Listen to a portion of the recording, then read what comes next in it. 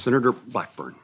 Thank you, Mr. Chairman. I appreciate that, and I do appreciate that we're taking up the Access Act and that we have a pilot on mental health that will look more comprehensively, if you will, at what we could do with community care.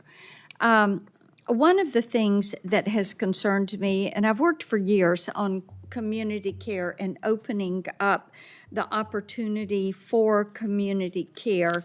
And as we have worked on these issues, one of the things that we have found is that about 80% of the VA workforce, 80% is unionized workforce, and they continue to push against provisions like community care, expanding the Access Act. And our goal should be to make health care convenient and to provide more options for our veterans. And to me, taking the Access Act to permanence is something we should do to honor that sacrifice that the veterans have done.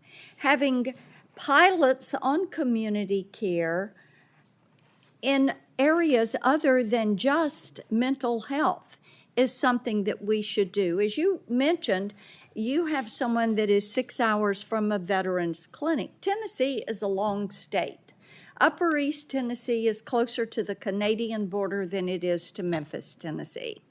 And having these veterans, giving them the ability to go in their community to get the care that they need is something that we should do. So yes, permanence on access, more broadly allowing community care so that veterans can get what they need when they need it. And I think it is imperative that we stop letting the unions dictate what they want. We saw during COVID, we had VBA staff that was required to show up only 2 days out of a 2-week work period in the office, 2 days in person.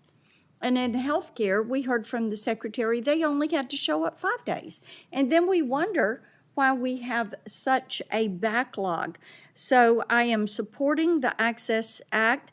I think we should push this further and make it permanent so veterans know that they are not going to have to guess if something is going to continue. They're going to know what they're going to get. Thank you. Senator Blackburn, thank you.